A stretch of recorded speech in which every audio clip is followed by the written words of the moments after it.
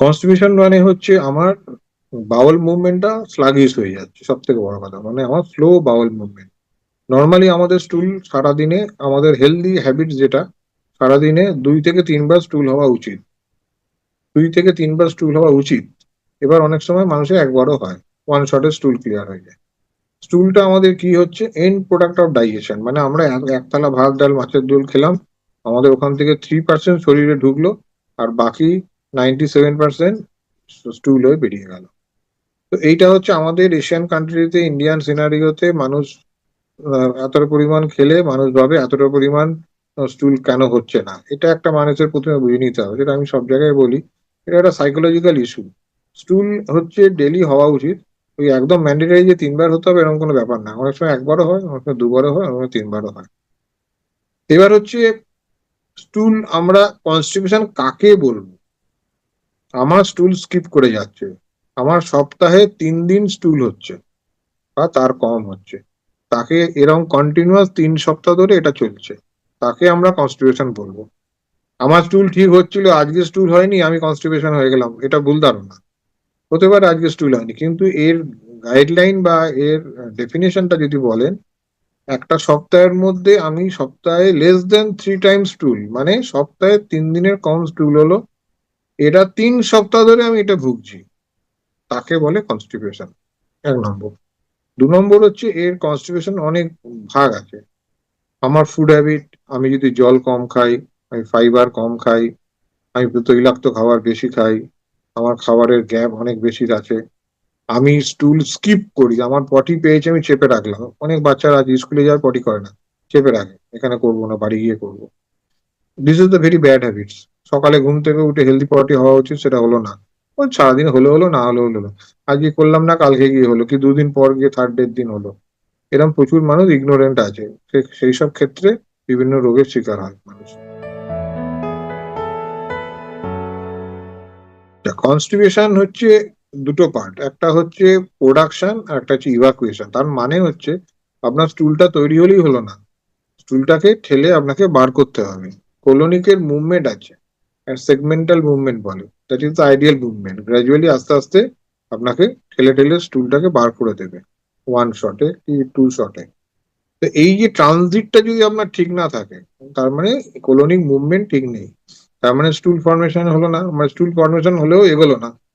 এবার হচ্ছে এই যে ট্রানজিট ঠিক না থাকার জন্য আপনার স্টুলটা থাকতে থাকতে কি হয়, কোলোনিক ওয়াল ওর ভেতর থেকে জলীয় অংশটা পুরো টেনে নেয়। তার মানে জলীয় অংশটা চলে গেল, আপনার স্টুলটা আরো হার্ড হয়ে গেল, শক্ত ইটের মতন হয়ে গেল। তখন আপনি প্রচুর জল খাচ্ছেন, আরে জল খেয়েও তখন স্টুল বেরোচ্ছে না। তার মানে জিনিসটা এরকম হয়ে গেল। তার মানে অ্যাট এ টাইম দুটো করতে হবে, জলও খেতে হবে, ইন্টেস্টাইনাল মুভমেন্টটাও ঠিক রাখতে হবে, তবেই আমার স্টুলটা আলটিমেটলি ইভাকুয়েট করবে। এবার বক্তব্য হচ্ছে, আমার স্টুলটা, অনেক সময় পেশেন্টরা কমপ্লেন করে, ডাক্তারবাবু আমার কিন্তু শক্ত পটি হয় না, নরম পটি হয় কিন্তু ক্লিয়ার হতে চায় না। That is also called constipation. সেক্ষেত্রে কেন? এক্ষেত্রে মেইন সমস্যা হচ্ছে পেশেন্ট ফাইবার কম খাচ্ছে, মানে আমি আঁশযুক্ত জিনিস কম খাচ্ছি। ফাইবার যত খাবো আমরা, তত স্টুলটা ফর্মড হবে, টাইট টাইট মোটা মোটা হবে। যখন ওটা কোলোনিক ওয়ালকে এক্সপ্যান্ড যতক্ষণ না করবে, ততক্ষণ কোলন কন্ট্রাক্ট করবে না। তো সেই জন্য আমাদের কি হতে হবে, স্টুলটা ফর্মড হতে হবে, মানে পুরো এন্টায়ার এনক্যাস কোলোনিক ওয়ালের সঙ্গে লেগে থাকতে হবে স্টুলটা। কোলন যখন দেখবে স্টুলটা ফর্মড হয়ে গেছে এবং মুভমেন্ট শুরু হয়েছে, তখন কোলন কন্ট্রাক্ট করবে। সেটাকে বলে ডেফিকেশন রিফ্লেক্স। সেটা কে কন্ট্রাক্ট করবে? ব্রেন কিন্তু কন্ট্রাক্ট করবে। তার মানে আমার ব্রেন যদি কাজ না করে, আমি যদি নিউরোলজি রোগে ভুগি, আমার যদি স্ট্রোক হয়ে আছে, স্ট্রোকে ভুগেছি, আমার যদি কোনো দুরারোগ্য কোলনিক রোগে ভুগছি, সেক্ষেত্রে আমার কোলনিক মোটিলিটি কমে গেছে, স্লাগিশ হয়ে গেছে, হ্রাস পেয়েছে, তখন কি হবে, স্টুলটা তৈরিও এগোবে না। তখন অন্যান্য ব্যাকটেরিয়া গুলো শরীরে জমতে থাকবে এবং তাতে ডিসবায়োসিস ডেভেলপ করবে, ফ্লোরা অল্টার ডেভেলপ করবে। তার মানে আমাদের স্টুলটা ফর্মড হতে হবে, ফাইবার প্রচুর তার মধ্যে থাকতে হবে, ব্যাকটেরিয়াল ফ্লোরা হেলদি থাকতে হবে, স্টুলটা পুরো এনক্যাস কোলোনিক ওয়াল ধরে থাকতে হবে, সো দ্যাট কোলোনিক ওয়ালের মোটিলিটি ভালো রাখতে হবে, তবেই স্টুলটা আলটিমেটলি বেরোবে। এই স্টুলটা যদি আমাদের ঠিকঠাক ক্লিয়ার না হয়, কোলোনিক এন্ড পয়েন্ট যেটা আমরা চোখে দেখতে পাই, সবসময় আমরা বলি আমার ফিসার হয়েছে, আমার ফিস্টুলা হয়েছে, আমার পাইলস আছে, এগুলো হচ্ছে কোলনিক প্রবলেমের আউটকাম।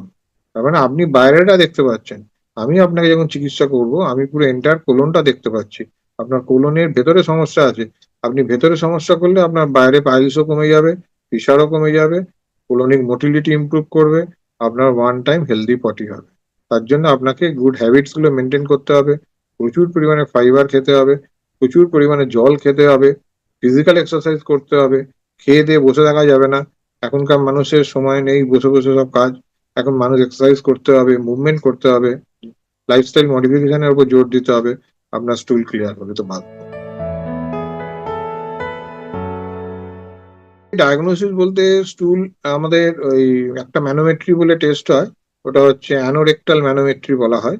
এটার মাধ্যমে ওই যে আমার কোলনিক মোটিলিটিটা অ্যাক্টিভ আছে কিনা সেটা জানা যায়। তো আমার কোলনটা মুভ করছে কিনা। আমি যেটা কথাটা বললাম, মুভমেন্ট দরকার আর প্রোডাকশন দরকার। মুভমেন্ট যদি আমার কোলন না করে তাহলে আমার মেটেরিয়াল বেরোবে না। তো সেক্ষেত্রে এই মোটিলিটি পার্টটা ঠিক আছে কিনা জানার জন্য এই ম্যানোমেট্রি পরীক্ষাটা করা। এটা একটা পরীক্ষা।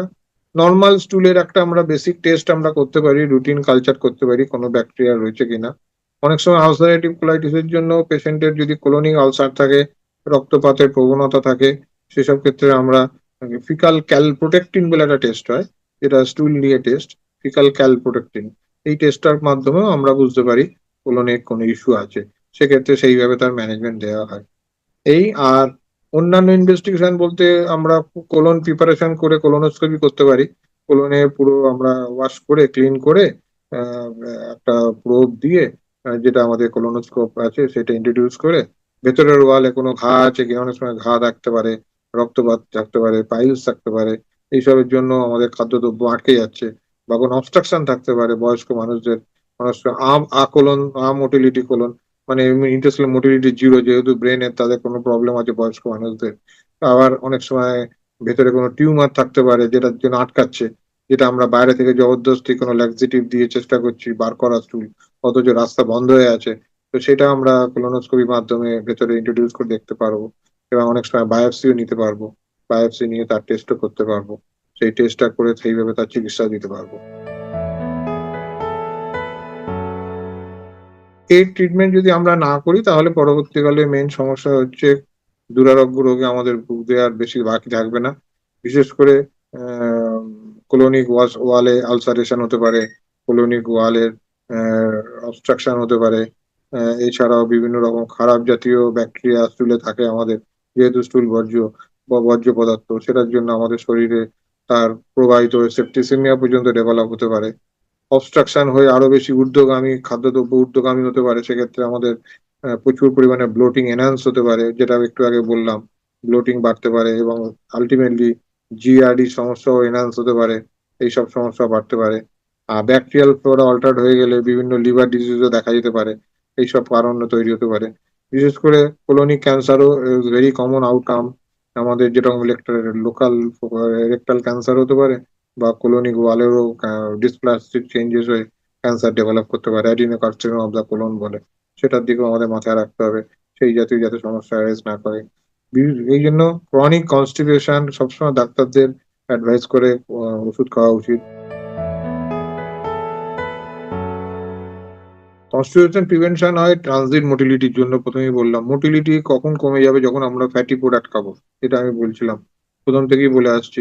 আমরা যদি প্রচুর পরিমাণে মাটন খাই, প্রচুর পরিমাণে বিফ খাই, তৈলাক্ত খাবার খাই, মাস্টার্ড অয়েল বেশি করে খাই, আমরা যদি আমার খাদ্যের মধ্যে যদি ফ্যাটি প্রোডাক্ট বিশেষ করে ঘি বাটার বেশি থাকে, আমরা এইসব জাতীয় চিজ অলসো নট অ্যালাউড।